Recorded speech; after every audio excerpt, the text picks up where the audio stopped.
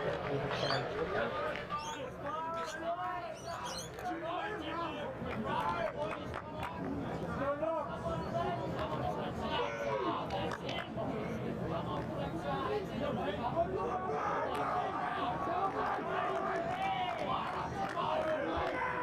and welcome to Knox Grammar School. Hamish Bayless and Warren Hodge in commentary, and we're underway. We've had a couple of technical problems to start, and we're underway marching with the kickoff for Knox. And Layton, wide ball to Jarvis Orr, his first carry after he's back after an ACL complaint. Now the set up here for Layton's box kick. Knox running left to right of screen, charge down. Ball's there for Caswell. Back to 15 today. Now Layton throws up Strawn. Strawn beats the first. Gets a nice little ball away to Jarvis Orr, who tips on to back row partner in Tom Haslam, but the ball has gone forward. And I'm joined in commentary today by former representative coach Warren Hodge. And Hodgie, terrific to have your company, and both sides looking to make a fast start in round one of the CAS competition. It's an honour to be here, Hamish, and a very historic day, as we'll talk about as the game goes on. Good start by Cranbrook, wearing the white today, as Knox are wearing their Centenary jersey, which is black, as you can see. And here's the first scrum. So up front for Cranbrook, wearing the white, Jackson, Cronin, Funa, Schmidt and Weeks lock the scrum of the back row trio of Latham, Smith and the vice-captain of Cameron McKenzie. Marchin is the skipper at 9. He partners Joey Tagg with Arfe, Ferrani and Tovio in the centres, with Gill, Torrance and Keane making up the back three. As Marchin, first touch, throws up Arfe, Ferrani in 12. Good carry from Arfe, Ferrani. Slow ball coming for the Whites, and they play in behind to Weeks. Tips on to Schmidt. Work round the corner with Jackson.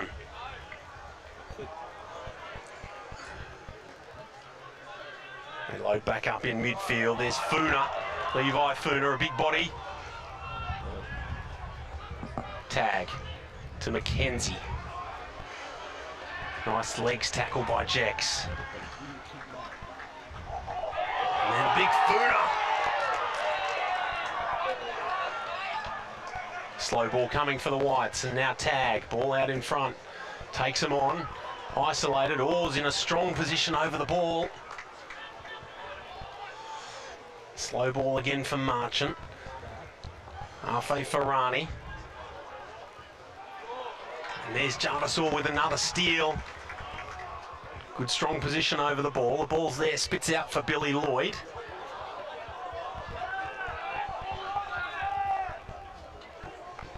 Slow ball for Layton. Haslam off the right, straightens up the attack.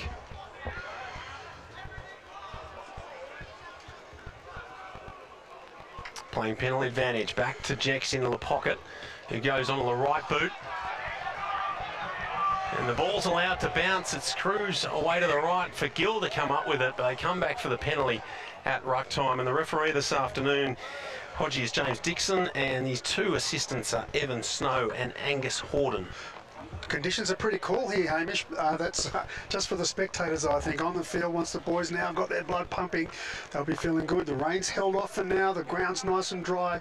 Conditions are great for rugby, as just kicking into a little bit of wind there and finds touch on the far side. Yeah, there's a slight breeze coming from the south, so right to left of screen, assisting Cranbrook in the opening 35. We have had a lot of rain, but the oval's looking really good. Orr flies high off the top, and they find Gabe Gordon wearing the 12. Short ball from Layton to Strawn. Strawn goes away to the right, and Bray off his bootlaces does really well, but unfortunately he's just dropped it. So it'll be a scrum midfield to Cranbrook. I thought he did well and caught that. It was a shock pass, really tested the flexibility of his back, but he just couldn't quite hold on to it. So early opportunity, to see what Cranbrook will do here. It's a centre field scrum. They're 10 metres inside their own half. And let's see how their backs line up. They're splitting their backs with the fullback in the middle. So Knox have got their left winger back a bit, their right wingers up flat. Let's see what happens here. You can see the scrum on your screen, but behind the scrum for the Cranbrook boys, they're spread across the whole width of the field.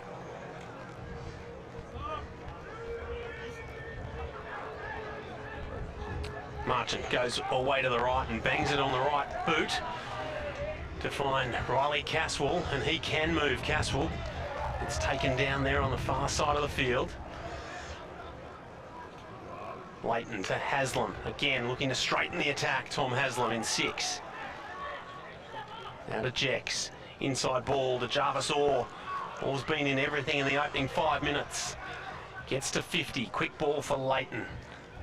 Now there's Aitchison. Sweep back to the left-hand side. That's Nolan Bray. Numbers here to the left. Inside ball to Haslam from Jecks, the 5'8".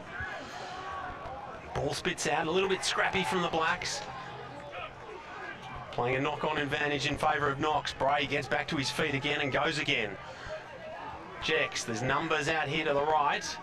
Roach, he's got Caswell looming up on his outside, doesn't use him, still goes Roach onto the 22. Ball's there for Layton. Orr tips one on to Strachan, but unfortunately Strachan's gone without it. But referee Dixon says Cranbrook were offside around the edge, number 4. That's pretty good patience there by Knox. They just crept up the field, got over the advantage line, recycled. There was a couple of fumbles, but it went back their way, and then eventually let their backs loose. And Jarvis Orr just looking for that beautiful inside pass. It wasn't a good one, but they had the penalty.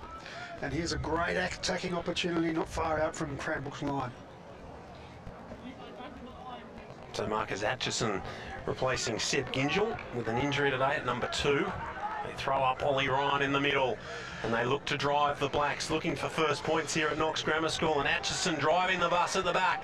They're within 3. Aitchison peels away to the left, and they're over a clinical set piece line out, and Marcus Aitchison is the beneficiary, and it's 5 points to 0 to Knox. Clinical was the word you used, Hamish. Beautiful throw, nice high jump and lift to the back of the line out, collected the driving maul behind it. That's very difficult to defend against.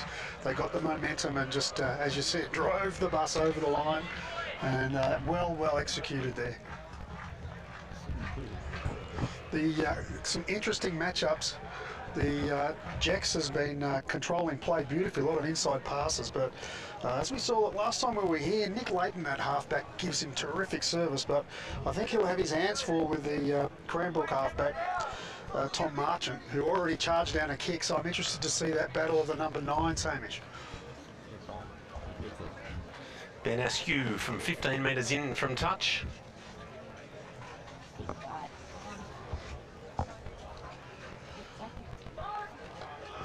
Struck it pretty well, Hodgie, and he adds the extra, so Knox get out to a 7-point lead after only 7 minutes. And Hodgie, this is the Centenary rugby fixture here at Knox Grammar School. These two sides met back on June 21, 1924, and it was the first ever rugby match that Knox participated in. So a rich history between these two schools. Amazing history. It's such an incredible occasion.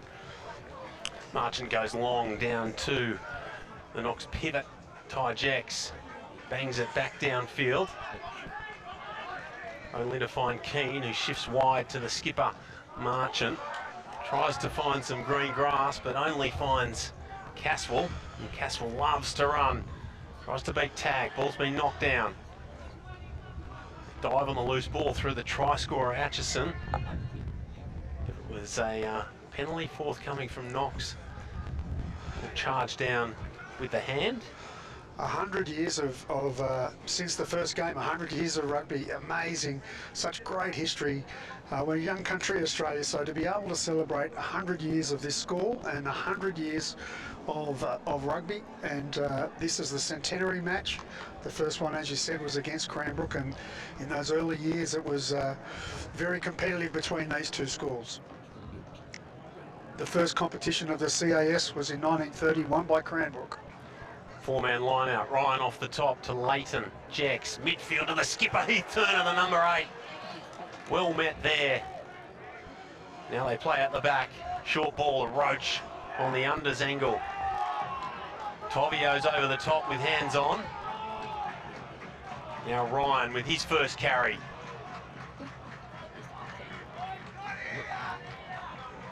Scrappy ball there for Layton, but it's been a knock on. Some unsettling work there from Funa in 3. We come back for a knock on just inside the halfway line. Week 1 of the CAS comp, both these schools have had intense preparation, both having played 5 games against various opposition. Cranbrook had a camp away in the country with a few other schools, so it's been a lot of talk and a lot of training, and now they get the chance to play in earnest and play for points in the CAS in this momentous occasion.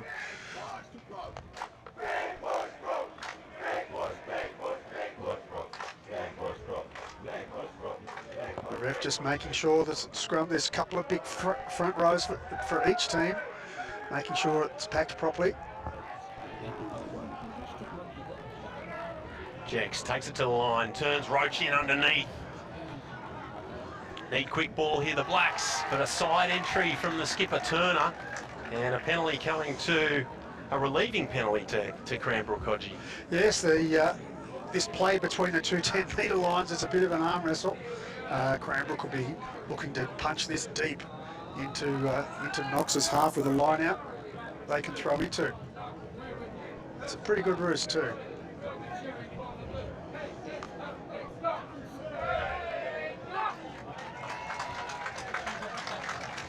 The chant you just heard was from some of the old boys who've collected in VIP seats right here on halfway. That wasn't from the boys, that was from the old boys. Loose ball from Weeks. Cleaned up by Cranbrook. Marching at the base, finds Mackenzie. Looks to tip on to Smith, but takes a nice carry, gets him to 22. Now they throw up Weeks, but he's well met by Jarvis Orr. Slow ball coming from Marchant. Away to Jackson.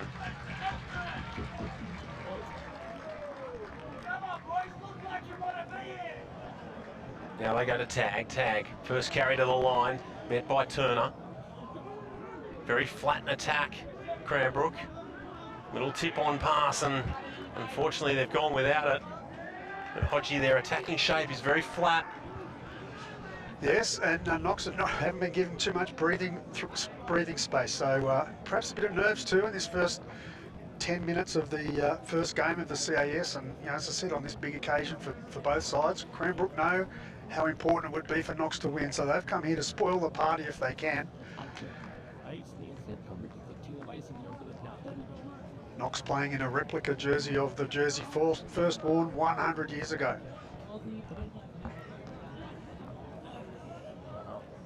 So a slight positional shift in the Knox back line. Caswell is back at 15 this week. He spent a lot of time on the left wing and even in the centres throughout the pre-season. They shift Henry Colvin out to the left wing. Now Turner, Layton. Short ball of Max Roach, hard again on the unders line. They need quick ball to work off this. They come round the corner through Haslam. He dummies to Ryan and takes the ball again over the advantage line. They load up midfield through the skipper Turner. Ball's on a platter for Layton. Jecks works off the left, sees some space in behind Reilly Keane. Keane will just let it drift. He picks it up he's in goal, and then bangs it onto the big left boot. And a beautiful exit from Reilly Keane takes play up to the halfway. Tye Jecks, what an incredible kick.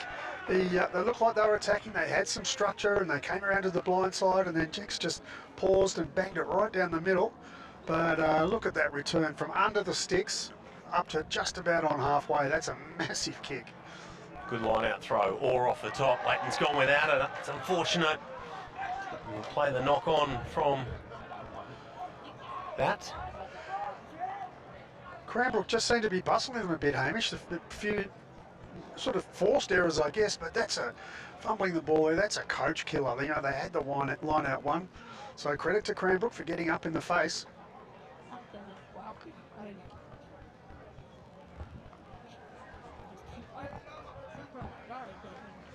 So the Cranbrook backs are set out well to the left. Full back in behind the inside centre. Nice and deep from the scrum.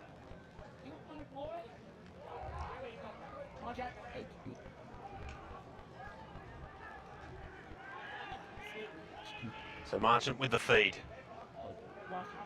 Mackenzie peels, goes down the short side. Still going Mackenzie, good run. What can Cranbrook do to reply to the first try from Knox? Ball slow again for Marchant. Tag. Wider ball to Smith. Jed Smith. Played the ball, got to his feet, went again. Marchant scoots away to the right. There's numbers here for Jackson. Finds the right wing of Torrance. No, that's Mackenzie. Mackenzie still going. Mackenzie ball in field to Marchant. Marchant brought down 5 out. They load up off this. They need quick ball, the Whites. And it's a penalty for hands in the ruck from Cranbrook. But some nice play, particularly from Cameron Mackenzie down that right flank. Yes, Knox had their left winger back deep, so there wasn't much room to move, but the first 5 or so metres was easy to get, but he kept on going. And then a good interchange of passes in traffic and brought down just short, as you call, 5 from the line. And then from that ensuring breakdown, a penalty. Big opportunity for Cranbrook here. Here's Mackenzie's run. I thought for all money he was over, but he drew, Caswell came across, and then Orr, it was that grassing tackle from Orr on Marchant that saved a try.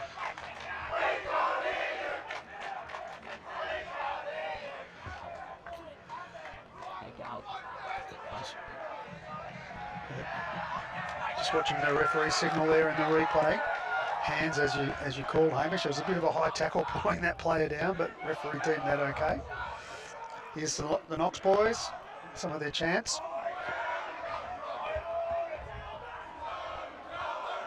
So as I mentioned, the first CAS comp was in 1930, and Cranbrook won that and then backed it up in 1931. And 1932, Knox were the victors. So those early years were tightly contested between these two great schools. So there's some concern being shown to a Knox player who's still on the ground on about the 10-metre line on the far sideline. And we're just picking up a number. It's Nick Layton, the number 9. So it looks like Layton is leaving the field and his day is over. We're not sure what the injury is, but it looks like Henry Mahendran, the number 9 from the second 15, has come on. It's a big opportunity for Henry Mahendran. The seconds had a big win. They piled on some points, especially late in the game. This will be a lot tighter for Henry now than it was an hour ago when he was running around in the seconds.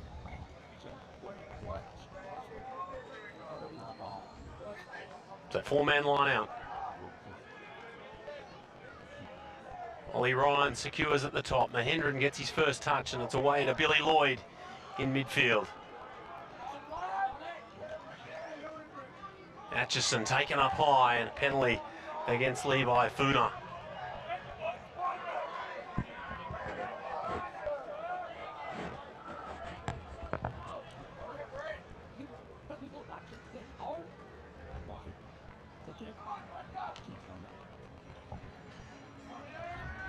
And Hodgie, Knox last won the CAS competition back in 2016, and in that side it featured a Wallaby by the name of Nick Frost. Yes, there's a magnificent program that Knox have produced for this event, and I saw that photo. Nick Frost has gone on, of course, to play for Australia, under 21s in Australia. Unfortunately, they've just knocked it on again, Knox. They've been handling errors from both sides in this opening 20 minutes. Both sides have just haven't settled. First game of the year, as we mentioned, a bit of nerves. It's the ball may be a little slippery. There's a bit of water around, but no real excuse. At this level, they shouldn't be having so many little fumbles there. The breeze is picking up a bit, Hamish. It's in favour of Cranbrook. It was light earlier, but it just feels like it's certainly fresh, but also stronger. So Knox running into this wind. Cranbrook set up 5 on the left-hand side. Ball comes from Marchant. Tag, slow ball. There's Tovio. Well met by Askew up high. Lays it back to Marchant. Now they load up with Mackenzie in midfield. That's better play here from Cranbrook. Tag to Jackson.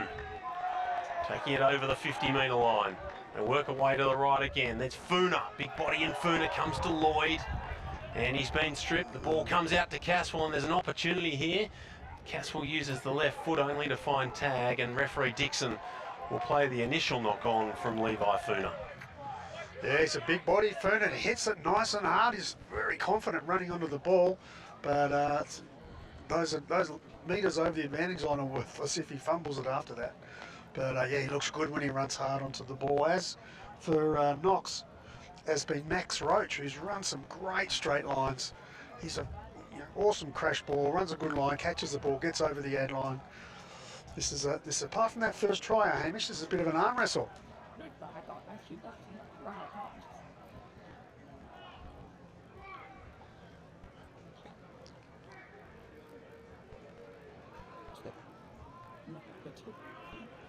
Mahendran, Jecks, play out the back, sweeping play with Caswell, and there's Colvin for a first touch. High tackle from Fletcher Gill, playing penalty advantage here.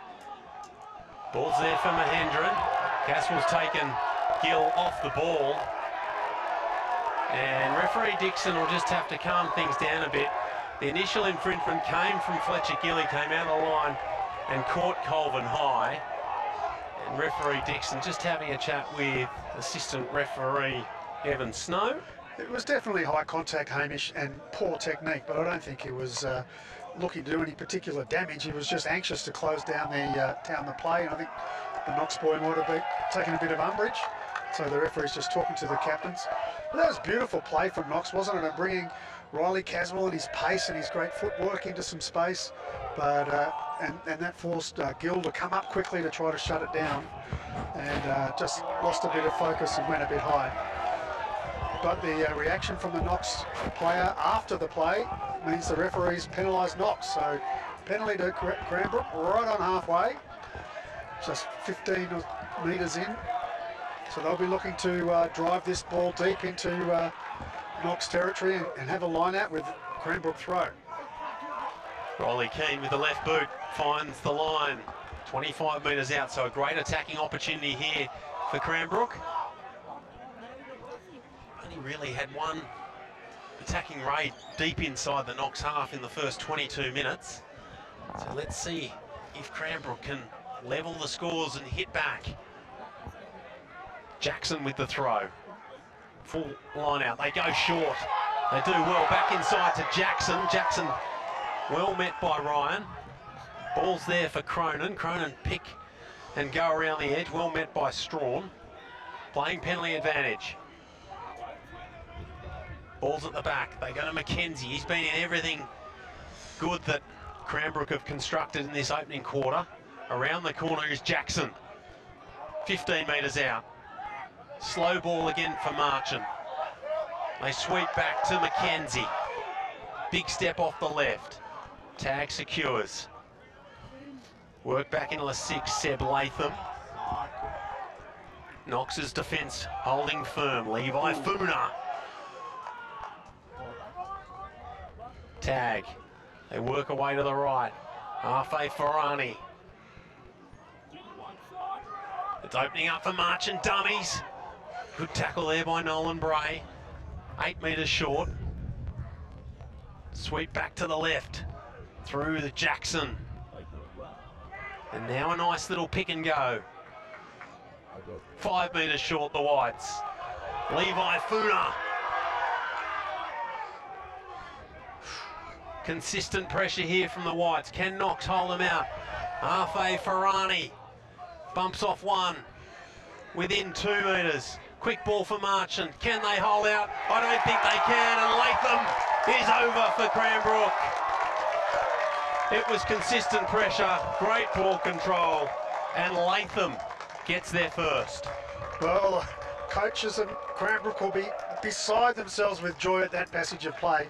Talking to the coaches before the game, their last training session, they pointed out we hold on to the ball, just hold on to the ball. We can go 50, 60 phases if we wanted.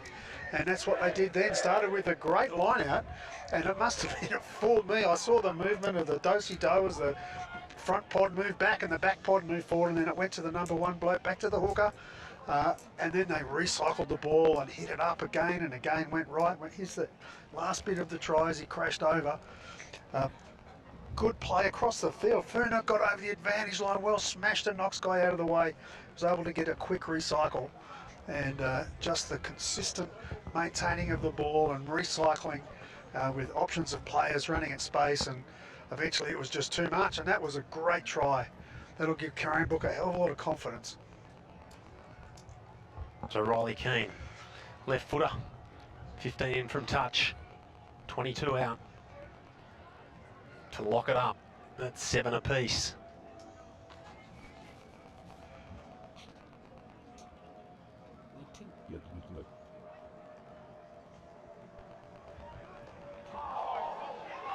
Not one of Reilly's best, so the score remains 7 points to 5 in favour of the home side. Nice camera work there with the cameraman on the field right behind. Here's the replay. Late in the piece, getting to his knees there to the ground. See, he twists his body and he's allowed to place it back, which he does. That has the quick ball. And out it comes. Knox found themselves a bit short there on their right-hand side. Here you go, Cranbrook trying to exit away with tag. And there's the try scorer, Seb Latham. Back into the pocket. And the trusty left boot of Reilly Keane. With that wind assisting him, it's a nice 50-metre kick to find Caswell, who links up with Askew, who takes it forward. First touch for Askew. Haslam arrives on the scene to secure a ball, and there's Harper Strachan, well met by Mackenzie and down low by Tye Jecks. Short ball at Roach, but again Roach has gone without it. Unfortunately, he was just a little bit too tight to Jecks, and the pass just couldn't go to hand. Well, that try from Cranbrook has lit their supporters, and there's a lot of feeling on the sideline, which is awesome. The atmosphere is terrific.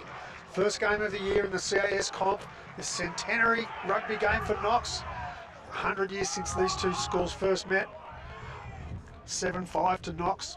There aren't many Cranbrook supporters here, but geez, they're vocal. they've got, yes, so they have. So Marchant, 40 metres out. What can Cranbrook construct again? A good scrum by Knox. Ball's at the back for Cameron Mackenzie, but he's had a couple of goes at it. An unfortunate fumble, but a nice bit of scrum pressure there from Knox. Yes, nervous. We mentioned the first 10 or 15, 20 minutes was marred by some nervous fumbles, and Cameron Mackenzie, who's a very good player with a lot of eyes on him for his future, would be disappointed with just not being able to get that one out of the scrum. So now the scrum reverts to a Knox put in. So they're into the wind here, and it seems to be getting a little bit stronger. I don't think Knox will be aiming to kick this, even though Jecks are likely to get it 20 metres inside his half. They could be crashing it up here and looking to put some phases on. Mahendran goes wide to Gordon. Short ball at Roach, and Roach has gone without it again. Can Cranbrook play off it? No, they can't. And referee Dixon says we'll come back for a centre field scrum. As you mentioned, Hamish, sometimes those quick turnovers are a great attacking opportunity. The ball was spilt. Of course, Knox were looking to be attacking, so they didn't have a defensive line set. That would have been good if Cranbrook could have got their hands on it and just got it 1 or 2 passes wide of where that turnover was, but wasn't to be. So now another scrum, back to Cranbrook's put in, and the Knox pack will be having a wink and a nudge to each other. Let's put it on these boys again. So 3 out to the left with tag. Arfe Ferrani and Gill. Keane set up directly behind the scrum of Marchant. And Tovio's out to the right-hand side with Torrance. Ball spits out and they go right with Tovio. Steps off the right and straightens the attack. Gets to 40. Ball's there for Marchant. And now Funa. He's had some good carries. They go the same way through Tag and Jackson. Both prop forwards have had to do a lot of work in the first half. Work back to the right-hand side through Jack Weeks.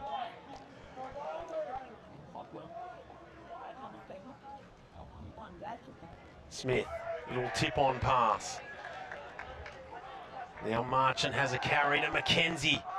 He looks good with ball in hand. Tovio goes in a scrum half, and they've gone without it. The number 4, Schmidt. Ball's at the back there for Mahendran. Plays to Jecks into the pocket. And he clears downfield to Reilly, keen to just do the same and play nice field position to Caswell, who gets onto his left boot. And the ball won't find the line. Tovio does well to Marchant, and he goes sky high. Colvin is back for Knox, leaves the ground. Now there's a bit of a kicking jaw, but there's an opportunity here. There's some space on the left for Fletcher Gill.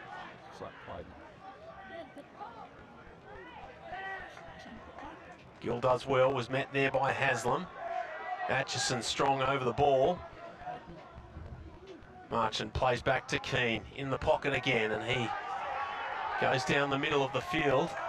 Caswell's got all the time in the world. He looks up, has Tovio in front of him, and gets onto the left boot and makes a nice 25, 30 metres up to halfway. Yeah, classy that last kick.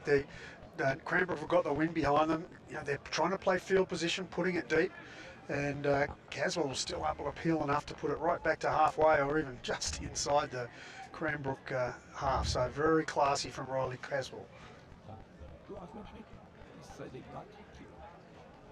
So just under 5 minutes till half time. Off the top they go to Mackenzie, who's been brilliant in this opening half. Cameron Mackenzie. Now they play out the back to Weeks. And again, they've gone without it, but Billy Lloyd scoops up and picks up the loose ball. The ball's there for Mahendran. Comes away to the right. Jecks works back to the left and asks Bray to have a nice carry. Mahendran off the ground to Strachan, out the back to Jecks, and Caswell injects himself into the back line. Short ball for Strachan. Nice little tip on Ollie Ryan. Little pick and go. Good carry from Harper Strachan. Now Billy Lloyd. Cranbrook player not rolling away, so they're playing penalty advantage. Jecks steps off the right. Knox attacking shape, very narrow. Haslam only knows one way. Tom Haslam keeps his feet. Good leg drive. Ball's there for Mahendran. Now they sweep left. Lloyd out the back to Gordon. Little bit disjointed in their attack at the moment, Knox. Gordon to 20. Mahendran. Lloyd again. Short ball to Jarvis Orr. Kept his feet well, Orr. Still going, Jarvis Orr. Playing penalty advantage, and referee Dixon will come back to the original infringement. About 22 metres out. Good passage of play from Knox, Hamish. They awesome retention of the ball and recycling, and they just kept going and getting over the advantage line. The Cranbrook weren't to be penetrated. They gave away a metre or two here or there, but their defence was pretty good. But Knox creeping up the field, and now here they go. A line out, not far out. My guess is they'll be bringing it down and driving it on, Hamish. Full line out. Ollie Ryan is the go-to man. Orr off the back. Short ball to Haslam. Now it's pick and go time around the edge. Jarvis Orr. Short ball to Strachan. Keeps his feet. Held up well by Arfe Ferrani. Strachan, he's less than a metre out. They'll be hard to stop. Turner's got it at the back. He has a carry, but well met. Ball's there for Mahendran.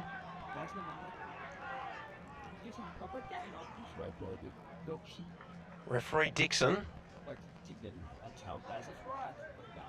has given Knox the scrum 5 metres out. I'm not sure what the ruling is, Hodgie. No, looking for a signal there. I didn't see that either, but Anyway, the result is a midfield scrum, 5 metres out. Very difficult to defend this. And that wind is getting stronger coming from the south, right to left of screen. So great attacking platform. Roach is set up here on the right with Askew. Caswell right in behind the scrum. Watch for them to peel right. Those flags are dead set flying, Hamish. That's a very strong wind now. So Mahendran with the feed for Knox. Right on half-time. 2-point ball game in favour of the home side. Mahendran, Turner, they go right. Mahendran, wider ball to Caswell. Caswell one-on-one, tries to skip on the outside of Afu Farani, but they've done really well. Gill was over the top, but not holding his weight. And it's a penalty to Knox. They did well there. It was a great tackle by the number 12 for Cranbrook. Afe Farani on Caswell. Caswell tried to skip to the outside. We saw early on in the game a driving line out. Their last line out, they elected to do a variation. I reckon if it ain't broke, don't fix it. Ryan's the man again. The ball's at the back for Aitchison. Can he get a double in the first half? They're over. Referee says held up, and he calls time on the first half, and well played Cranbrook to nullify that set piece that has been very successful in the opening 35, but that is half time. 1 try apiece for Knox. It's a converted try to Marcus Aitchison in the 7th minute. Cranbrook hit back in the 24th minute. And at half time in round 1 of the CAS match of the round, it's Knox leading Cranbrook 7 points to 5.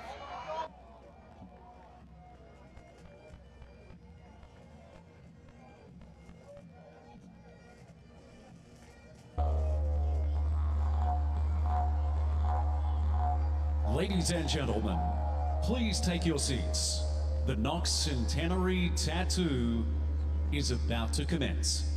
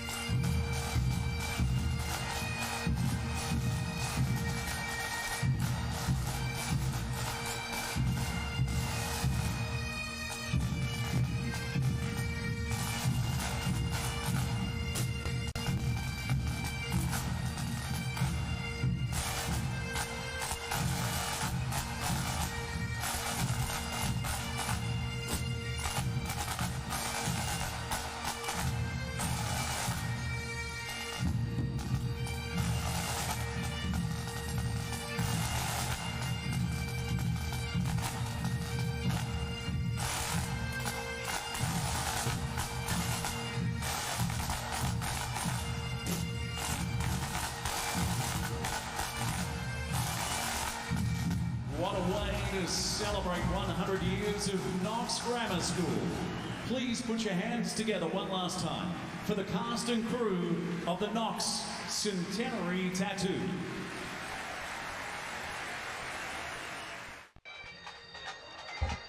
Welcome back to Knox Grammar School for the CAS match of the round, round one of the Henry Plume Shield. Hamish Bayless and Warren Hodge in commentary. Hope you're enjoying all the action on New South Wales Rugby TV. And there's the pipe band entertaining the crowd here, which is a relatively healthy crowd given the temperature. Hodge, it's only 12 degrees out here on the North Shore of Sydney. But Hodge, we've seen some good passages of play in the first 35, and we've seen some poor ball handling at times. What do you think the message was from both coaches at halftime? I think both coaches and the teams would be disappointed with the amount of just loose carries and fumbles. You can forgive a few things early in the game, maybe first game, but consistently throughout the whole half, both teams turned it over, and then the other team turned it over, and the other team turned it over. We just didn't see enough consistent good football. Leading into the second half, Knox have got a very strong wing behind them. It's freshened up and got a lot stronger than it was for Cranbrook early in the first half. So they'll be looking to field position and then holding the ball. Cranbrook, on the other hand, they need to get some quicker ball, I think, Hamish. They're hitting the ball nicely and getting over the ad line, and then they just can't get the advantage because the Knox boys are getting there before the support play. So perhaps the Cranbrook back row and support players need to get there a bit quicker, because with some quicker ball, they've got some lovely steppers in the centres, and that could be the answer to them to play into this wind and maintain possession. Seen some good performances from the Cranbrook forwards in the opening 35, in particular Cameron McKenzie, the number 8, the vice-captain. Yes, he's got a lot of talent. He's one error I can think of, but apart from that, he's made good ground. He's got good feet.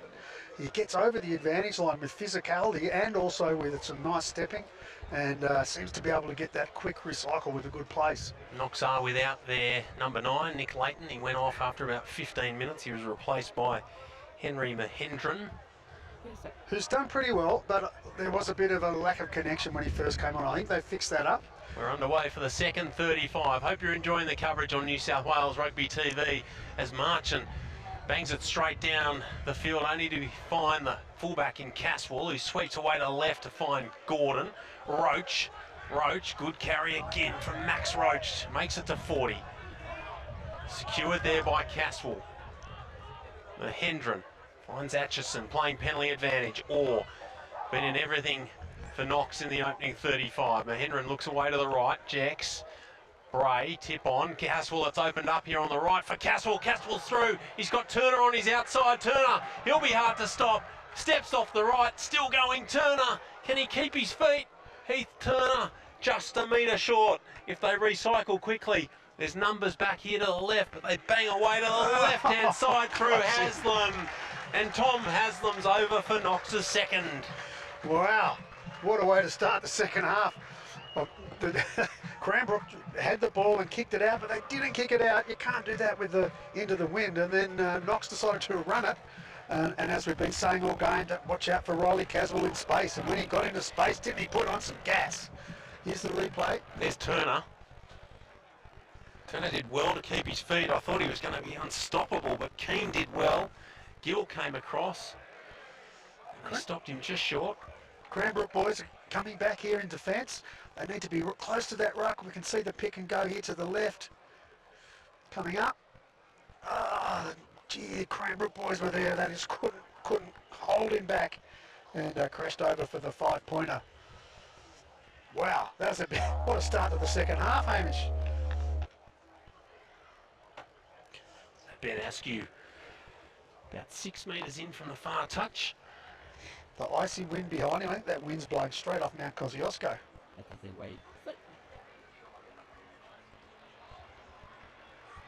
And he's kicked it. He adds the extras, Ben Askew, and takes it out to a 9-point buffer. It's 14 points to 5. And Hamish, the lights are on. The lights are on here at Knox number 1.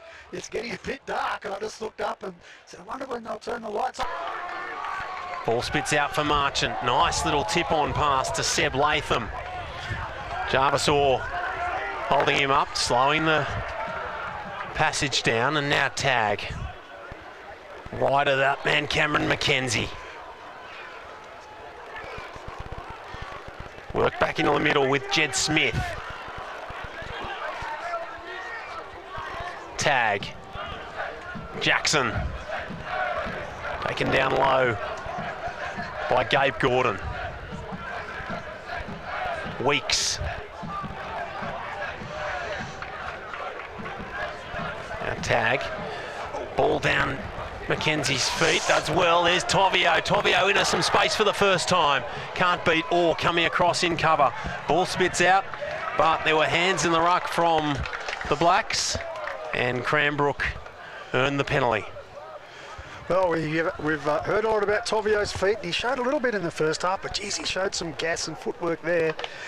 That's lovely. That's what Cranbrook will be wanting to do, maintain possession and get it to some of their steppers to get them into space. So try to put it into the corner. It hasn't. Oh, it has found the line. Caswell caught it deep in his in goal. It said it has crossed the line. So it's a line out to Cranbrook, 5 metres out. Great attacking platform early in the second half. So we saw earlier on they had some trick plays with going to the front of the line out. You might expect that they'd catch and drive, but I don't know, maybe they've got something up their sleeve here, Hamish. Full line out here. Weeks in the middle. Loose ball. And a beautiful tackle from the skipper in Turner. They get driven back to 18 metres. Tag to Tovio. Steps off his right. Good tackle again from Orr. Work back to the left-hand side through Jackson. There's numbers here. Mackenzie wider to Fletcher Gill. Bangs in off his left. They're 6 metres out. The ball coming. There's Smith again. Can they maintain possession here, Cranbrook? They work away to the right. Inside ball to Mackenzie, and Mackenzie's over. Wow. A beautiful Gregan play. Marching inside to Mackenzie, the captain to the vice, and they've hit back once again. That's quality football, Hamish. This second half, we were lamenting a bit at half-time that there'd been a bit too much fumbling, but wow, what's some rugby we've seen in this half. The penalty was banged very deep, a great kick. They had the line-out drive, a couple of phases, and then here it is. Now watch the halfback pick it up and then look inside for Mackenzie. He's going right. It's flip inside. Mackenzie came from depth at a good angle and there was no stopping him there and crashed over. That's a quality try in rugby union. That's well done, well executed, pretty to watch. It's adjacent to the post. He's taken it back a ways, but they'd be expecting to convert this, and we've got a game on. And it's freezing, Hamish, and the wind's really starting to howl now. I had to hold the tent down with one hand there a minute. So the wind is really benefiting Knox, but Cranbrook just showed clinically how to play into the wind. So Reilly Keane, 15 metres in from touch on the far side. Left foot kicker to get within 2.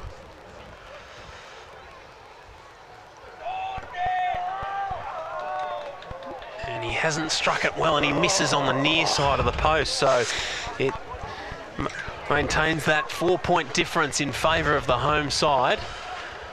They've had some good passages, Cranbrook. They've looked better with the ball in hand in the last sort of 15 minutes. We saw Tovio and then that nicely executed move with Cameron Mackenzie. They go deep off the kick-off through Jecks and Marchant. Will kick straight down the throat at Caswell. Caswell does well to meet it on the fly. Beats the first. Can't beat the second. And now Strachan, as that breeze is getting stronger here, right to left, favouring the home side. Jecks away to Lloyd. Lloyd looking to play it back to Roach. Roach still going, Max Roach. He's within 10 metres of the line. Mahendran away to Haslam. Haslam beats the first. Again, strong in contact, Tom Haslam. Mahendran, wide ball to Jecks, again to Turner. Turner's gone without it. Ball's gone back, signalled by the referee. Jecks now, stepping off the right. What can Knox construct? Mahendran works away short to the right through Gordon. Billy Lloyd straightens up the attack. Knox looking to hit straight back. They pick and go through Ryan. They'll bang around the edge here. Good composure shown here by Knox. They go again through Haslam. Haslam beats the first. Ball's there for Orr. He'll have a crack to the left-hand side. They go again, Knox. And referee says the final carry was held up over the line, so Cranbrook have done very well. I've got to pick you up, Hamish. That's not a breeze, mate. That's a wind, and it's freezing, so it's so bleak on the sideline, but not on the field. What great footy from both teams. The defence from Cranbrook. Knox had established some really good passages there, but Cranbrook would not let them through. That crashing over, you just thought they were going to get there, but Cranbrook said, no way, buddy, not right now. I'm holding you up. So it's a line drop out. So Marchant with the line drop out. Light rain falling here at Knox. The Brollies are up. And Jecks has it, 40 out, looks up, sees a wall of white jerseys, bangs off the left. Tye Jecks goes straight through, comes the fullback drawing pass to Aitchison. The ball couldn't go to hand, but it was a knock on. It was touched by a white player, and a white player in front of that has picked it up, and it's a penalty in front of the sticks. And that's not a wind, Hodgie, that's a gale. And it'll be very interesting to see what Turner, the captain for Knox, chooses to do here. Does he take the 3 and take it out to 7?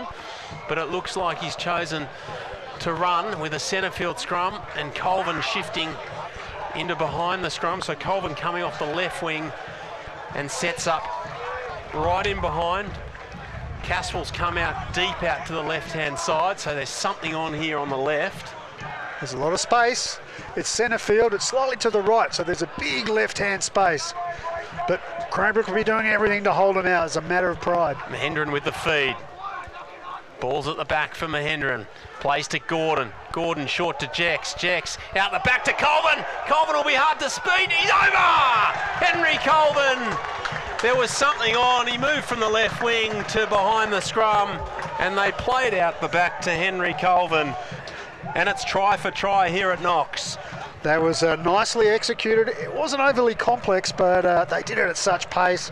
Wrapping around, passing and wrapping around, and then a beautiful little pop ball, little helium ball, hung there in the space, and the player ran onto it and had a beautiful, there it is, and ran onto it. He had a bit of work to do and got there over the line with 2 Cranbrook blokes doing the best they could to stop him. Credit to Tye Jecks there. He knew Colvin was around the space. He just popped it into space, and Colvin did the rest.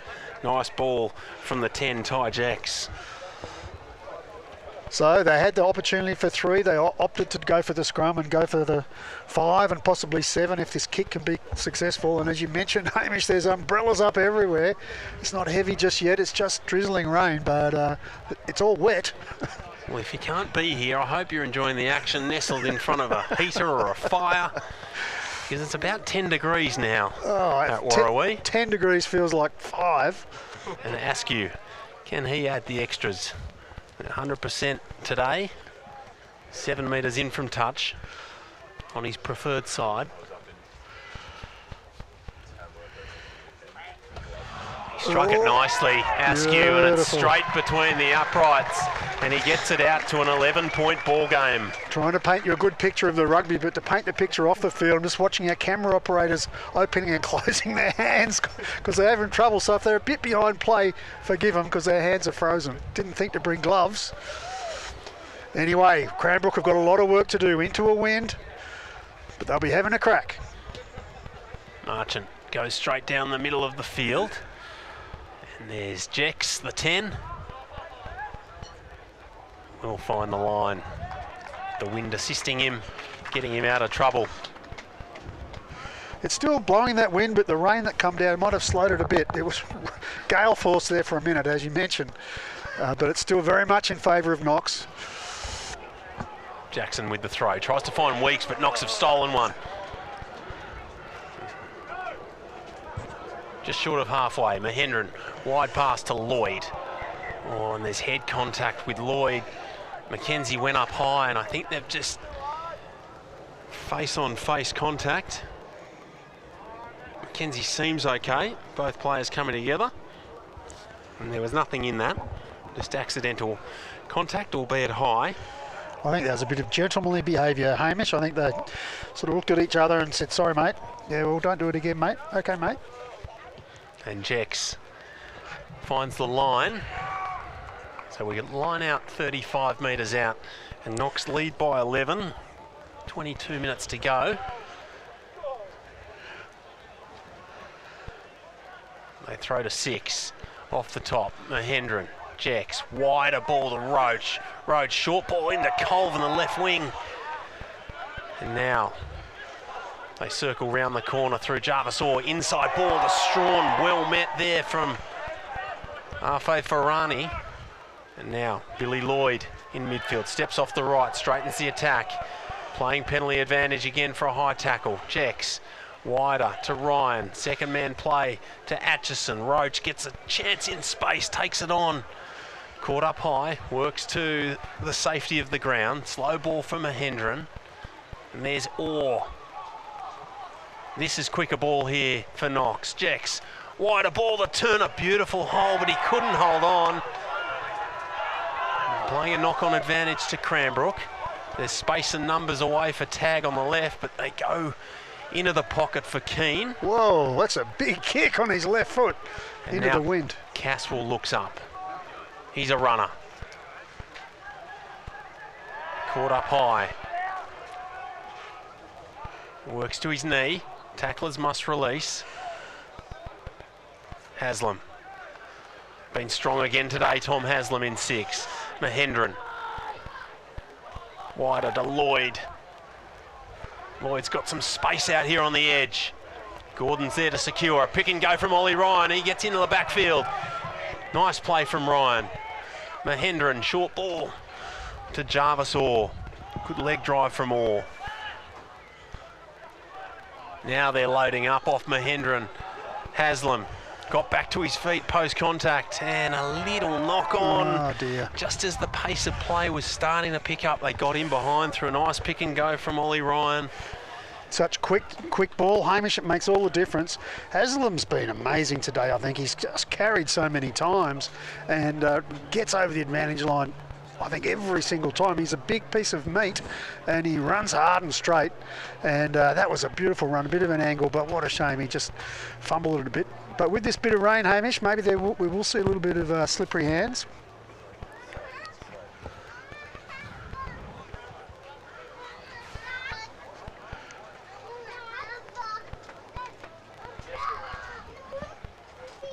So Cranbrook have stacked the left-hand side of the field. All of their back line are on the left. Ball spits out for Marchant, and they throw up number 12, Taj Harper Strachan. And then they work back into the pocket through Keane. He goes down the middle. Caswell allows it to bounce, and there's Askew on the circle ball. Ooh. Good run from Ben Askew. Now they need some quicker ball here. Haslam, can he provide? Mahendran to Jecks, he let it go. Caswell picks up on the loose ball, taken well by Tag up high, but Caswell goes again. Ball's there for Strachan now. He's worked hard. Now Jecks, Haslam, Gordon. 3-on-2 situation for Roach. Roach skips on the outside. He'll have the gas. He's got the jet shoes, Maxi Roach. And the first time he's been allowed some real space there on the right-hand edge. Max Roach scores their 4th. Yes, quick ball was the answer there. I think, Hamish, quick turnovers. They, Haslam, my man, took it up. We had a quick ball from there, came back. Reilly ran hard, was met hard. Here's the end of the play. Roach tried to be held back by the collar, but got there. There was no denying him that try. I loved it. Reilly Caswell, he was hit pretty firmly, but he hit the ground and jumped up like a jack in the box and kept going forward, and that gave them more front-forward ball, and then it was just nice hands. He mentioned they had an overlap, and they executed beautifully. So behind the line there, Cranbrook are looking at each other going, come on guys, let's not let this slip. Maxi Roach had a few opportunities in the first half where he ran hard unders lines. This time he actually looked for that overs line to create a bit more space, and he looks good trying to get on the outside of his opposite number rather than coming back in hard on the unders. I think you need both skills, don't you? Like in the first half, that was what we needed. What Knox needed was to crash the ball up. And there, particularly in that situation where there was an overlap, last thing that coach would have wanted was for him to go inside. So I think he picks his lines well. He's big unit, and those straight inners, unders lines he's running in the first half were terrific. But yeah, that one resulted in 5, maybe 7. So we love a meat pie. So Askew from touch, the right-hand corner.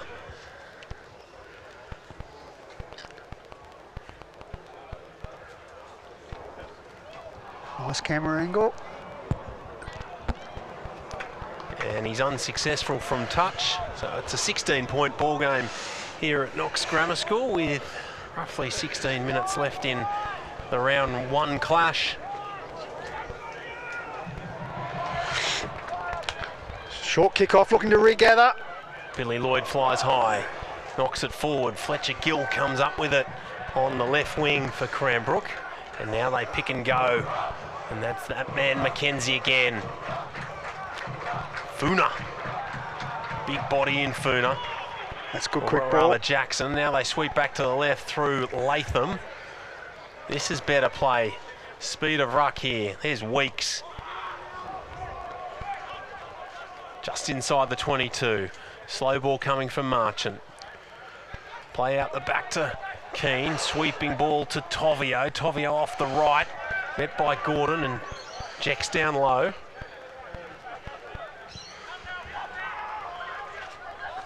There's the 2 in Cronin. Now they go away to the left. Tag. Jackson.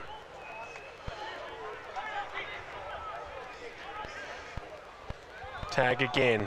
Keane. To Cameron Mackenzie. Tag gets a second touch.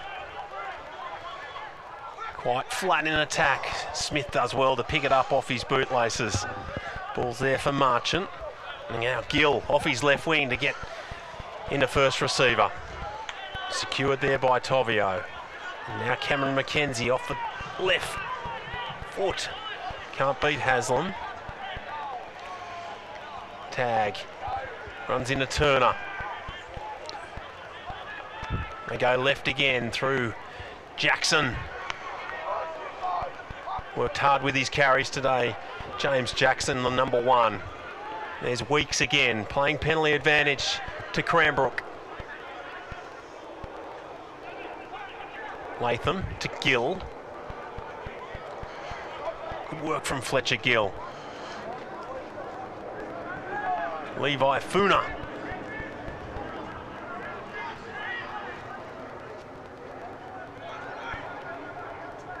Holding the ball well. There's Tovio. Good carry. Round the corner to Jackson. Tip on to Tag. Nothing on. Knox defending nicely.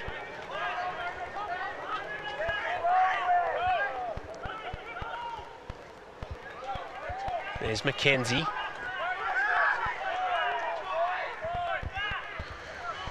Jackson another carry. We must be out to 18 or 19 phases. There's space and width on the attack here for Gill. 2 in from the edge. Still playing penalty advantage to Cranbrook. Marchant finds Weeks. Runs slightly across field. Knox manning up here. Jackson again with another carry. Cranbrook are out on their feet in attack. Cronin's thrown up. Tag out the back to Keane. Space on the left. There's Tovio, and now referee Dixon says we'll play the penalty for offside in defence from Black, and it'll be a scrum. You'd think, Hodgie, they'll pick the scrum. Well, look, Marchant wants to go quickly. He's got Funa on the right. He uses him. He's brought down 1 metre out. Or Haslam's over the ball. Tom Haslam got in a great, strong position over the ball. And, geez, they dodged a bullet there, Knox. Oh, what fantastic rugby from Cranbrook. That was terrific.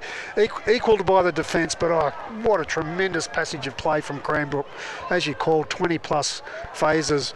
They were never really at risk of losing the ball right until the very last moment when they were within a metre of the ball, and Haslam, as you say, got in a strong position after a big carry.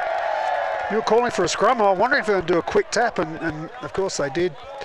So that's I feel sorry for Cranbrook, mate. They played so well. They just crept forward, and just died at that last half a metre with Haslam's pinch and penalty. 5-man line out.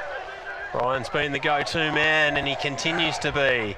Mahendran off the top to the skipper Turner. Oh, high tackle on Turner.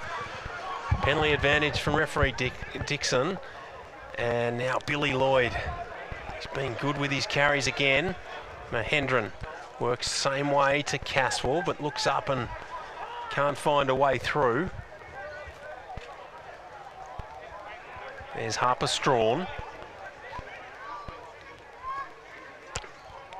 Jecks sees something in behind and just rolls it in, but he was playing with penalty advantage. And we come back to the original high shot for the high tackle on Turner.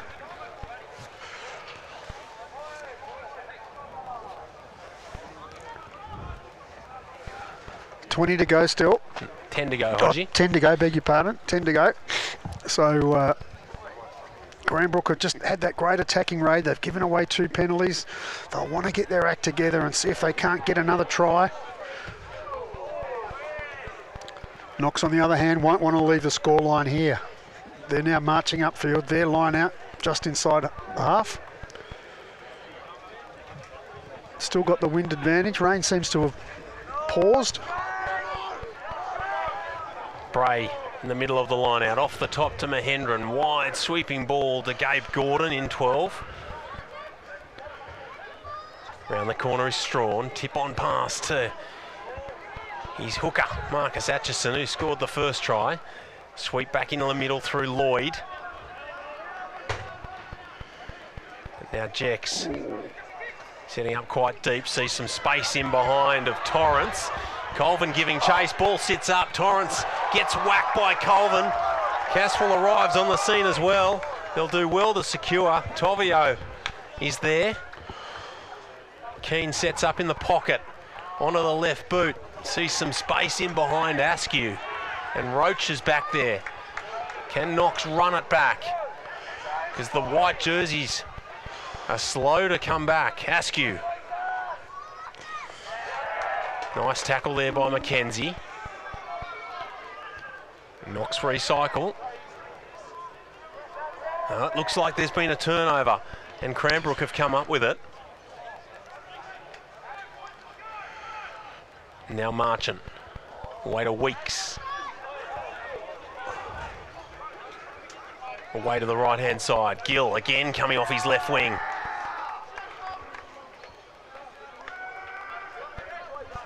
They throw up Jackson. He's got through a mountain of work. And there's Levi Funa. Creeping upfield, Hamish. Marching away to his 10 tag, and now there's Arfe Ferrani.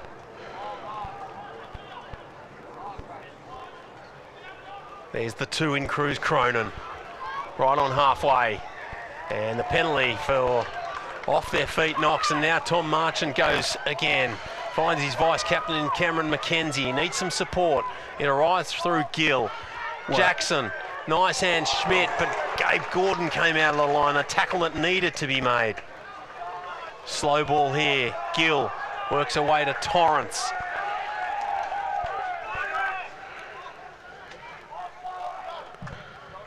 Jackson runs into Ryan, and Ryan clutches for his right shoulder.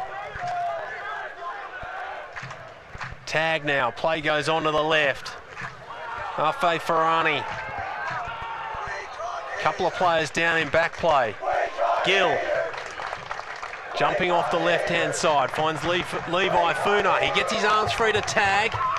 There's numbers away on the left-hand side, but the ball just doesn't go to hand, and Caswell comes up with it. And Knox secure, 22 out. They look to play through Haslam. Ball's been in play for a very long time.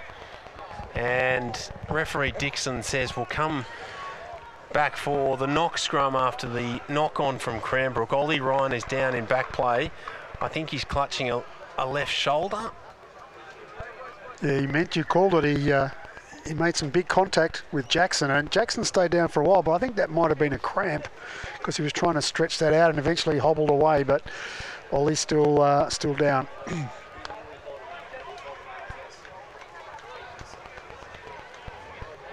I must say, James Dixon, the referee, has done a fine job this afternoon. He's let the game flow.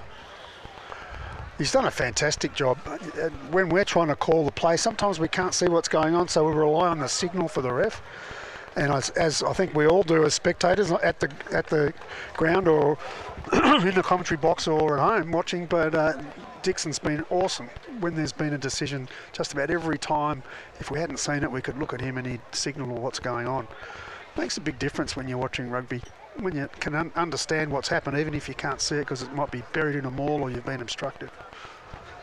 So yeah, credit to Dixon. Been a great game, supported by his perhaps the least appreciated job is the assistant referees who run up and down all day, often don't have that much to do. So it looks like there's been a slight reshuffle in that back row. Ryan, the number 5, has come off, and it looks like Tom Haslam's gone in the second row, and Henry Clark, the open side breakaway from the second 15, has come on the blind side. And now they throw up Gabe Gordon off his left, runs in a tag, well met. Mahendran worked back to the pocket where Jecks is there. Can't kick the ball out because he took the ball back into his 22. Askew gave chase on Gill. Gill's done well. Askew dives on. Can Knox recycle and play off this? Fletcher Gill has been lively on that left wing, and he's had a bit of a roving commission. He's been bobbing up at first receiver and then on the right edge. I believe he's played further in earlier in his life of rugby. He's been a 5'8" for a while, so he's not frightened to be close in, and he's got some light feet, got some nice little steps, and he attacks the defence line with aggro and positive purpose. So yeah, he's done a lot of work, especially in the second half.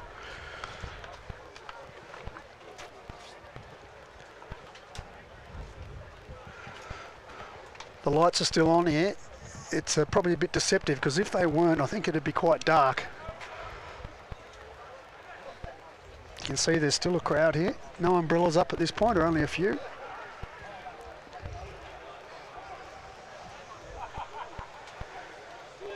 So Mahendran with the feed. Ball's there for Knox. Gordon out the back to Jecks. Askew, well read from Tovio. Ball's been channeled back, and Knox will recycle. They're very flat on the open side. Well read from Mackenzie. They work short side through Gordon. Orr. Good carry, needed to be made. Turner. Mackenzie came out of the line and wanted to put a shot on his opposite number. They're there in numbers to recycle. Mahendran. Good hands from Jecks. Kicks in behind for Roach giving chase. But we'll come back to the penalty. It was Cam Mackenzie with the high shot on Turner. He came outside in trying to whack his opposite number. And it was just a little too high. Referee's just having a quick word about that. What was that signal? Not sure what he was indicating there. Geez, Jecks has had a good game, Hamish. I like that little kick he just tried. Perhaps he knew he had the advantage and had that little one through for our mate Roach. And if it had bounced the other way, it could have been very interesting. And Jecks' kick hasn't found the line. It's found Fletcher Gill. Oh. And well picked up there by Tag. Right on the 22. Just as we give Jecks a credit, he doesn't kick it out. And so we're talking about Gill, and he throws a shocker. Opportunity for Caswell. He wants to bang it on the left boot, but he's overcooked it this time.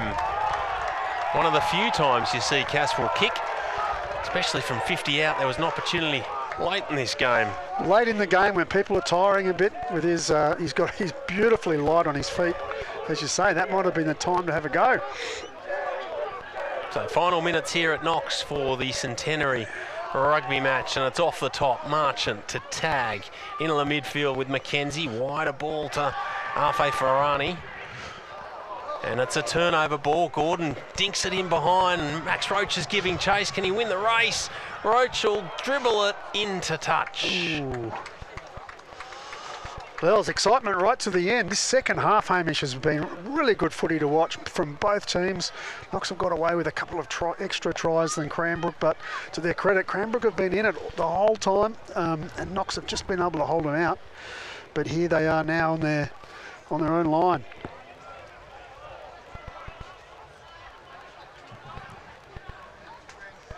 Jackson with the throw. Over the top of Schmidt, and the ball spits out there. What can Knox come up with late in this game? Pick and go from Haslam again. He's looking for a double. But a slight little knock on. Yep, I think he said knock on there. Yep. Knock on by Tom Haslam. And there is a little bit more rain coming down. Hodgie, you're probably not picking that up on screen. Just some ever so light sprinkles at the moment. Just to see if we can drop the temperature by another degree or two for the hardy spectators. No one's leaving. Everyone's here to the end. I wouldn't say to the death. There's the crowd. Big celebration here at Knox. This is the centenary year for the school, but this is the Centenary Rugby Game. Now they want to play. There's Tovio on the left-hand side. Oh, good tackle.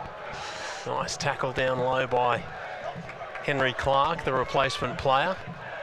Playing an advantage here for the knock-on, and now there's Jarvis Orr again.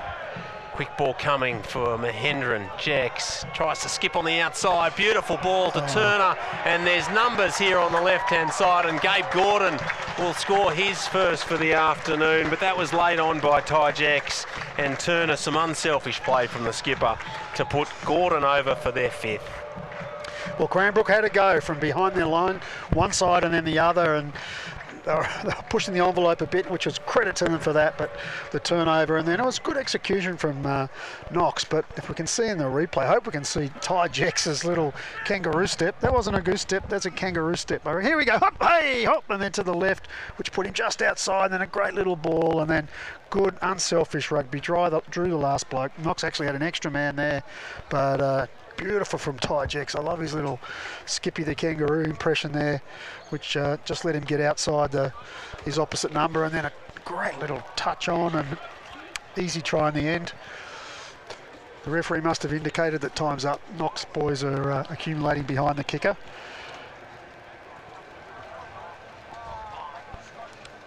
He'd love to knock this one over, I think. He's taking his time. You can see the angle. Camera operator right behind the ball.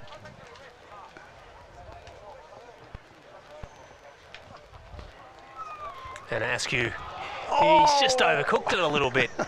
So it all finishes up here. A great centenary rugby match here at Knox Grammar School this afternoon. Round one of the Henry Plume Shield, and it's Knox running out winners. Comfortable winners in the end, 31 points to 10. If we look through the scorecard for Knox's 31, came through 5 tries. In the 7th minute, Marcus Aitchison was the beneficiary of a nice line-out set play. Haslam in the 36th, and then straight after half-time, Knox went bang-bang through Colvin and Max Roach in the 53rd, and then right on full-time, it was Gabe Gordon in the 70th minute. Ben Askew's kicked 3 from 5, and for Cranbrook, it was a try to Seb Layton in the 24th, and Cameron McKenzie, their number 8, who was in everything for Cranbrook, and that was their 10 points. So Hodgie, all in all, a scrappy game at times, some nice passages, particularly from the Knox side. They run out Victor's 5 tries to 2.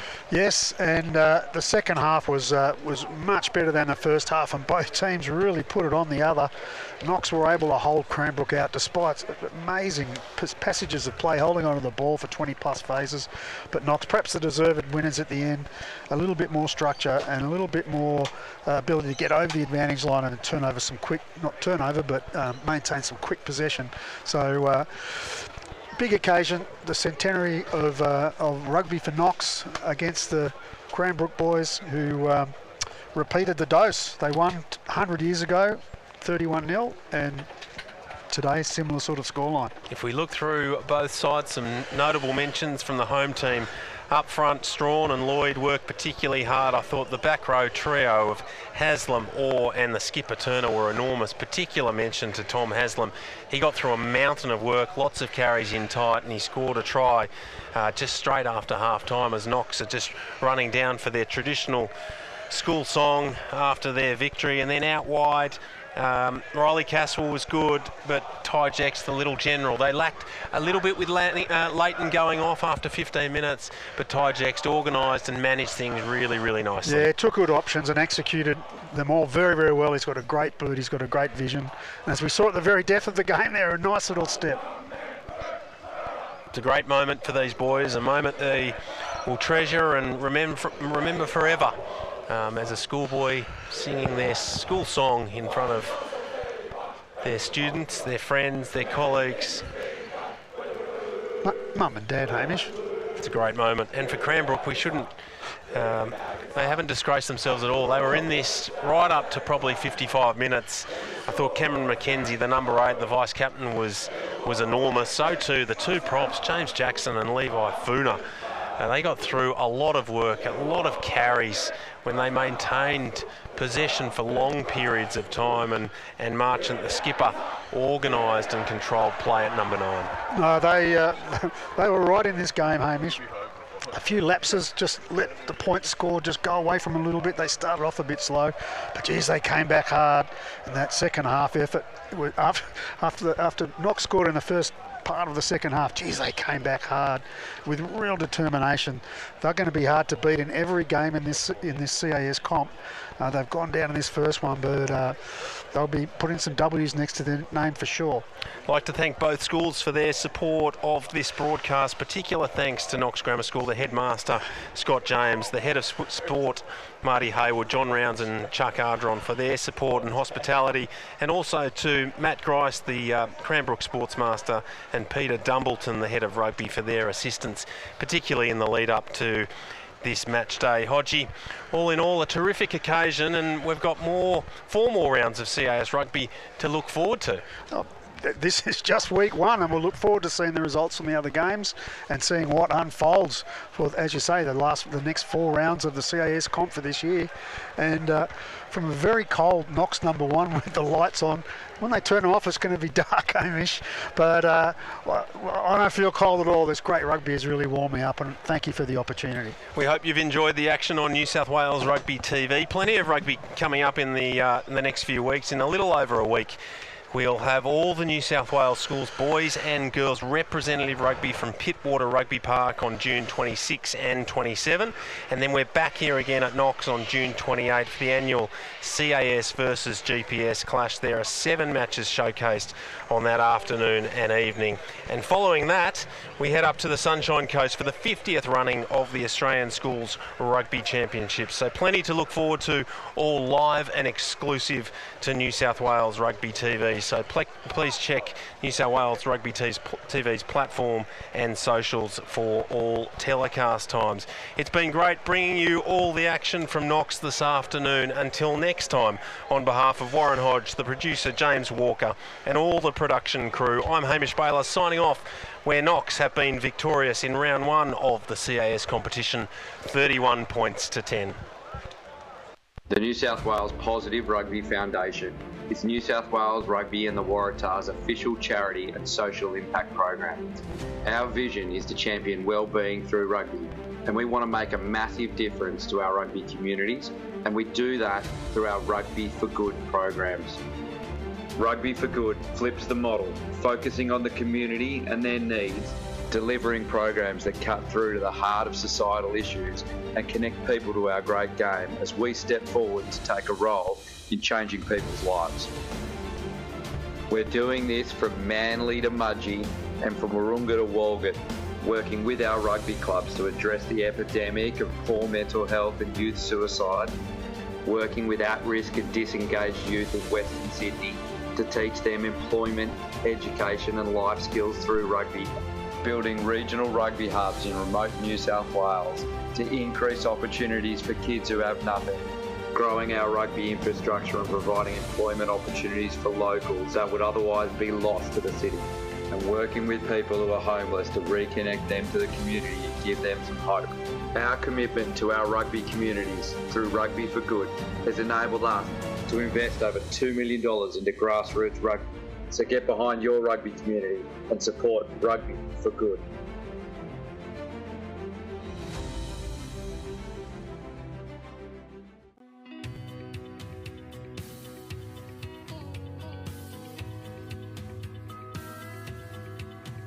My name's Dean Mumm, former New South Wales Waratah and Wallaby.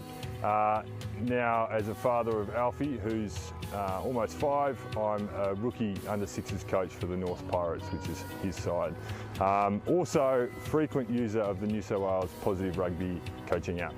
I might know about rugby, I might watch a lot of rugby, I might understand it a lot, but then how to actually change that from how you view it to how do you apply it to kids, how do you apply it to 6-year-old kids, that's not my, it's not my skill set, it's not my go. So I've been using it pretty actively. I sort of use it when if I don't have time to plan during the day, which is most times, or I forget to plan, I can come and just use it in the car 5-10 minutes before the session, trigger up, get a little idea of what I want to do, gives you some sort of time scale of how long each drill is going to take, so you can get a plan for the session wrapped up in sort of 10-15 minutes before the kids arrive, or while they're, even if you want to push it even more, you could probably, while the kids are kicking the ball at the start, you can still be flicking through, working out what it is. The ease factor or the convenience of it is right up there, because you also, you've got a little bit of support, and you don't have to come and wing it in front of the kids. Like, even if you've got 5-10 minutes, you can sit in the car and flick through, and you don't necessarily have to do what's on the app, but it does give you ideas, or say there's something on the element you've seen the kids not playing so well on the weekend, or there's something that you need to work on, then you can flick through it, find something that's relevant, and then apply it to your training. So I think the convenience of it's really important.